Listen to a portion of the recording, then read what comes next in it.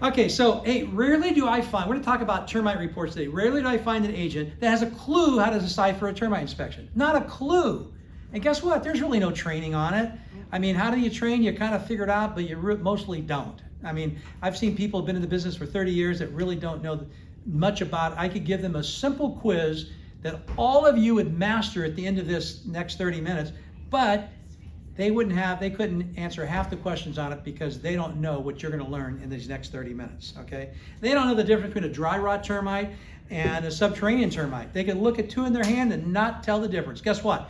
In a couple of minutes, you're going to know the difference, okay? They also know the difference between a dry rot and fungus. They have no idea the difference between dry rot and fungus, okay? However, today, when we're done, you're going to know the difference between dry rot and fungus, where you find it on the inspection and how it relates to the inspection. So, sound exciting? Okay, yeah. Let's get started. Here we go. Okay, so how to read a termite inspection. And so, first of all, let's talk about termite inspectors. Let's be nice to them. I mean, really nice to them. There's a lot of jobs. There's this show on that you guys may have seen, Dirty Jobs or something like that. I can't imagine they haven't done a termite inspector. Who wants to go out and be in an attic when it's 100 degrees out in the summer and the attic's 140 degrees? Okay. Walking around through dust and varmints and all kinds of stuff looking for what? Little bitty insect, termite fecal matter. How exciting is this job? Now, I know termite inspectors who really love their job, and God bless them. I got to tell you, it's great we have them, and it's great that some people like to do that. I will never, ever complain about my job compared to a termite inspector's job. I like what we do much better. So, what are they looking for? Here's what they're looking for. They're looking for three things: active infestation, dry rot, or fungus. That's the main three things they're looking for. Now, we'll get into a couple other things too, but you know, just as you know, that's really what they're looking for. So when you talk to a client and the client says, hey, what's the termite inspection? The inspector is going to go through your house and look at it very thoroughly, okay, just like the home inspector does. And they're going to be looking for active infestation, dry rot, or fungus. That's their job. That's what they're looking for, okay? So again, we've talked about it's not a fun job. And this is what you're looking for. You're not even looking for these guys. You're looking for their fecal matter, okay? This is how tough this job is. Now, most of the times you don't find the termites. Now, occasionally they can, you know, they're so bad that they can break into the wood and see the colonies or something. But usually they're just looking for traces of the termite or of being there. So first of all, we're going to talk about two types of termites today. One's a subterranean, okay? This is that guy right here, okay?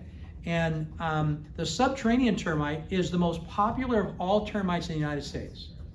And if you're an agent who's been here for a long time, I'm sure that, Fro, you're going to say, wait a minute, I usually don't get that many subterranean termites around here. You're right, because they're more in the south than other places. We get more drywood termites here than we do subterranean termites because we don't have that wet climate, okay? But subterranean termite, okay, what they do is they come in through the bottom, they create mud tubes, and they crawl up. And if you actually see, and if you go out in these termite inspections and see them times, you'll see little mud tubes that come up.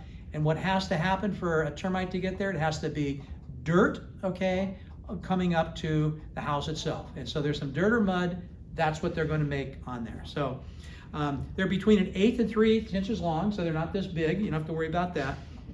And they're the most common termite. Yeah, that is ugly. Yeah, but they're not that common in Southern California, okay? So there's one exciting termite. Now, isn't this exciting stuff? You guys are all going to leave here when you're done. You're going to want to go be termite inspectors. This is such an exciting field, okay? So this is a drywood termite, okay? The drywood termite is the more common that we have. They create tunnels in the wood, but they actually swarm. Yeah, I see a lot of times. You may get a seller call you once in a while. He goes, I think we have some flying ants or something outside our house. Usually in the spring times. That's when they swarm. But that's probably termites, okay? And they're going to enter. They can actually enter from one house to the next, okay? They don't go through mud tubes. They can actually fly. See, they have the wing on them, okay? So they can fly. They're about the same size. They're about 1/4 to 3/8 inches long, so they can technically, the smaller ones tend to be a little bit bigger than subterranean. The bigger ones are about the same size, okay? And I've seen them before. I used to have a termite inspector. He retired recently, but Daryl, and he would come in here and he would bring us termites and show us. And I remember that, you know, Chris and Melanie, our assistants and stuff, they'd always say, get them out of here, get them out of here. But he would love to bring it. Look what I found at your listing. Oh, great. That sounds like $1,000. So anyway, so those are the termites. That's what they look like. And again, drywood termites and subterranean, that's all you need to know about the termites, okay? So they look about different, they're about the same size. Just remember the one of the wings, the drywood termites, the one we're going to deal with the most. So, you know, what's the difference between a dry rot termite and a fungus, okay? Now, what I'm going to do here, I got a little video I'm going to show you. It's about a 2-minute long video. It's not a really exciting video because this is a termite inspector. They're great people, but I've never seen one that is a public speaker. And so this isn't going to be the most exciting video, but it's worth looking at because if it tells you the difference between fungus and dry rot and you can tell the difference, you're going to know more than 99% of all agents. So let's see if we can take a look Here at in this. Carlsbad, California today, and well, there's always talk about what's the difference between dry rot and fungus damage. And we have the opportunity here on this board. It's just a 2x4 on a planter shelf. It actually has both. Now, dry rot is caused by water also, but as you can see there, it's kind of checkery, and it's, even though it is rotted, the wood's still a little hard. You know, it is hard. It will break apart, but it's a different type of break. It still has a little firmness to it. But you can see here this the way it checkers like this here, that's dry rot. Now on this side of the wood here, it's actually fungus damage. And I'm going to show you here real quick. You see this right here. Now I'm going to take it in my hands and see how it just basically turned into powder. So this is fungus damage, a wood destroying fungus damage. And you could never repair this type of damage. It has to be taken out and replaced because of the fact there's nothing for the wood to hold on to. You see this? It just turns into powder in my hand, and that's it. And so this is dry rot. This is a wood destroying fungus that actually forms roots inside the wood and has the ability to pump water 25 feet in any direction. So this area here acts as like a sponge. It'll hold the water, and then the root system spreads the water, and that way that's how this fungus spreads all over the rest of the wood. So it really causes a lot of damage. You see this here. And so that's the difference between the dry rot and the fungus damage. The dry rot has no root system or anything like that. It just gets rotted, but it's still a little firm. Sometimes you can gouge this out, and if it's not that bad, you can gouge it out and apply the proper fillers in this and repair it. This fungus damage can never be repaired like that. It has to be cut out and removed. So that's the difference between dry rot and fungus damage. Thanks for watching. This is Ivan with Westgard Termite. Okay, was that exciting? Okay, but it gives you an idea. One of the things I remember that Daryl telling me is that a fungus is actually kind of a growth, and that the dry rot is more of a, you know, where you have more sun damage and things like that. So I assume he knew what he was talking about. But the main thing is you're going to see these on the reports, and at least you have a little idea of what they are. Okay, so again, what's a termite inspection looking for? Basically, there's two areas where they put all their findings in, most of their findings in, Section 1 or Section 2. Section 1 is active infestation, dry rot or fungus, okay? Section 2 is not active, but a condition which may lead to an active infestation, dry rot or fungus, if not cured. A really common one we get, which is a Section 2 item, is the dirt level is too high on the property. Maybe it goes above the weep screed, and so basically that allows more dirt to come too high where it's not protected above that weep screed, and so they'll say lower the dirt level. Really simple to do usually. Most Section 2 items are pretty easy to cure. I'm not saying all are. I'm not an expert in this area, but most of them are pretty easy to cure. And typically, what is most common and customary, but remember, it's all negotiable. If a seller's going to do repairs, they're going to do repairs on section 1, not section 2. But that's not ironclad. That is technically negotiable. So what I want to do is I want to hand these out to you. These are just a copy of a termite inspection. You guys have some of those around. And I want to show you how to read these because, you know, you get these things and they look pretty, you know, daunting when you look at them. But when you start breaking them down and you know how to read them, they're really easy to read. And within about 2 minutes, I can tell you everything there is to know about a termite inspection pretty much. Now, I wasn't there. You're usually not there for the termite inspections. I can tell you that rarely did I go out when there was a termite inspection. Most of the time, I would just wait for the inspection to come back. If I had questions, I'd call the inspector. And on some occasions, I would go out, okay? I'd go out and look. Okay, so let's talk about some of the major pages. You can follow along with this one if you want to, but more than anything else, just kind of pay attention because here's the thing. Termite inspections use a general format which is the same. They may have their own you know, company document and branding on it and stuff like that, but they're very similar and they do follow you know, certain of the same details on it so you can read them. So the first thing is kind of like a cover page, okay? The top of the page is the boilerplate, has the basic information, the report number. The bottom of the boilerplate has like, is the report complete or limited? If you guys look in this area right here, I circled it on this so you can see it. Complete report or limited report, supplemental report or reinspection report. Very important part of this inspection to make sure now that you know what this is. Now, one thing I'm going to warn you on, I get this question probably, you know, every few months. They'll get a termite inspection back and they'll say, will you help me read that? Say sure. And then they all of a sudden they look at it and they say, this is a limited inspection. What does that mean? And my first question is it a condo?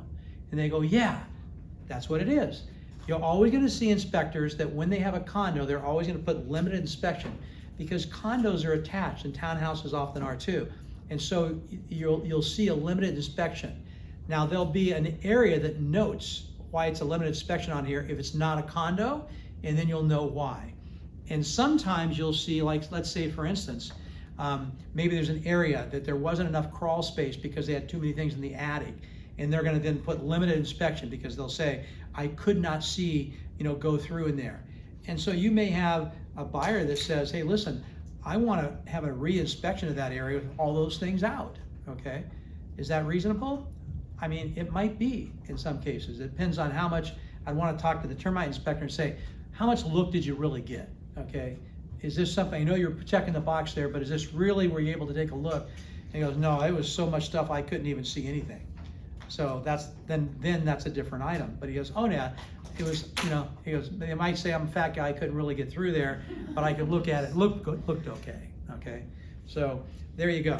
So there's a finding box, okay? The findings is always really good. This is where my eyes go first. It tells me if you have termites, fungus, dry rot, or other findings. It's kind of like the summary report on your property inspection. You want to go right to the summary report, right, and read that summary report. And that's kind of the same thing here. I consider the findings page similar to a summary page on a home inspection. By the way, anytime an inspector does inspection on the property, it needs to be, there needs to be an inspection tag on that, and they also have to file that with the Structural Pest Control Board. And it'll tell you on here where the tag is at, okay? So you can make sure that's done. And by the way, did you know that you can request any termite inspections done in the past 2 years from the Structural Pest Control Board? You can actually request those. I'm not sure if there's a cost or not. I've never actually requested one, but I do know that you can actually request that. So now the next thing I want to show you guys, and this is going to get into the reading of it, and this is the actual codes that they have. If you look down here on this bottom of the box right here, it says the key, okay? And you see that there's going to be 5 things that you need to memorize, but it's only 5 things. One has to do with subterranean termites. If it's number as a 1, it's a subterranean termite. Number 2 is what? Drywood. Drywood. Number 3 is what? Fungus or dry rot. Okay. Number 4 is other findings, and number 5 would be unknown further inspection recommended. Okay. Those are all things. So once you know what those are, now you know a lot about this inspection, okay? So that's what's really, really, you're also gonna see the legalese and what I call the disclaimer page, which tells you all the disclaimers they make. I suggest you read this one time, you don't have to read it every time. They're pretty similar in what they're gonna say. But the findings page is what I really like, and that's the one that I wanna kinda hit on here. And the findings page, so if you go to a findings page, okay, and on that finding page, when you see a 2A, what does that mean? What's 2A recommend? Anyone have an idea what 2A is? Drywood termite. Okay, drywood termite, because it's a number 2, right? What does the A signify? The first place they found it. Okay, Oh. so 2A, 2B, 2C, 2D, that just means they found them in 4 places, but they're all drywood termites, okay? If you found a 1 and it went all the way up to C, what would that tell you? In 3 places they found a subterranean termite, or the tubes, okay? That's what that tells you. So now, you guys never knew this, right? You never thought about this stuff. Just in 10 minutes, you can look at this inspection. I mean, you can learn enough to look at these inspections in 2 minutes, determine so much about them, okay? Because you know, is it a limited inspection, okay? Is it a complete inspection? Is it a re-inspection? Is it a clearance? And then what are the things they're noting on that? Now, this view is what? Do you guys know what this view is? What is considered, what kind of view that's called? Aerial view. Aerial view. It's actually shot from the top, basically, looking down on it, okay? And so that's the aerial view of the property. So there you go. Probably things you never knew about that, okay? That diagram page is so good. I look at this front page of here, then I look right here, and then it tells you so much. And then what page do I want to go to? Findings. Yep, I want to go to the findings. And what's that going to tell you? It's going to tell you what it costs. And here's what I liked the least when I went to a finding page. What do you think I liked least? Right. Well, I liked least when there's a lot of stuff, okay? But the other thing I didn't like is when they had the words others to estimate on it. The what? Others to estimate. So in other words, I don't know how much this is. They're saying this is the problem, but others to estimate. They don't do that kind of work. Okay. Anytime I got something like that, that was a head knocker. I always gave a call to the inspector at that point and said, hey, talk to me about this. What is this? Okay. So, but you'll love it. Like in this one has a lot of work. That's why I picked an inspection that had a lot of work here. I've seen them with far more work, but it's got, drywood termites. Okay. And this one actually is saying they want to do a fumigation. When can they do a fumigation, and when can they do a local drill and treat? Okay, a local drill and treat. Okay, a local drill and treat is when they can look at the termite and it has not gone into an inaccessible area. If the termites have gone to an inaccessible area, then the Structural Pest Control Board requires that the inspector call out as a fumigation for the primary solution to that, the primary recommendation. Now that doesn't mean that the seller might say, hey, listen, do me a favor, will you give us also a quote on just local drill and treat? But anytime I see a quote for a primary and a secondary quote for something, I want to talk to the inspector because I want my clients to know what that is. If they're going to accept a local drill and treat on a house that had termites in an inaccessible area, I'm going to want them to talk to that inspector to accept that because there's a risk that I probably wouldn't want them to take. Okay. Now, they still might give you a warranty for it, okay, for a year, maybe 2 years. But here's the case. It may not show up for years after that, but it's more likely to show up if you don't have a fumigation, okay? So, again, I love to get to this cost breakdown. You can see what it is. You can see what they're charging for the cost and everything. There's another thing I want to warn you on. A lot of times you'll notice within the cost, it doesn't cover what? Let's say they're doing some dry rot work. What does it not cover? Section 2. Painting. Or painting, yeah. Okay, it may not cover primer or painting. Okay, so you got to look at that and say, wait a minute, maybe you want that done. I think I think it's a reasonable expectation to have it painted, right? So again, you want to have that termite inspection work not only done, but you want to have it primer and painted as well. And when you look at these, you have to look at these, the first page. I like to read every page. Now, not every time you need to read the disclaimer page probably. I mean, you can, but they're all going to basically tell you what they're responsible for and what they're not. And that's where you go on this. So again, look at this, try to get the cost there, and then you know what it is. Now, once in a while we have a seller that says, hey, listen, I've got some work on here, and maybe he's looking at this and he says, hey, the fumigation is $1,200. Okay, we'll do that because I don't know of anyone else that does that. But my brother-in-law is a contractor, and he can do all the stuff that's on that fascia and the trims, all the, some of the damage that's noted there. So, and these door jams. Is it okay if I have him do that and we don't do the other stuff? And what are you going to answer him? Here's what I'm going to answer him. Yes, but there's a risk. If you have it done, it's still going to have to be re-inspected by the inspector. There's going to be a re-inspection fee in most cases. And you better make sure it's done right, especially if we do it towards the close of escrow, because if it's not, guess what? We don't get a clearance. Okay? So, I'm not saying you can't do that, but it brings another, another potential, kind of, I would say more than anything else, a delay on things. Okay. So again, if you think it's high and the seller has that prerogative, if they want to have somebody else do the work, but just understand that if you have a different person doing the work than the person who's giving it the clearance, it might be a little bit more difficult to get that clearance. Okay. So.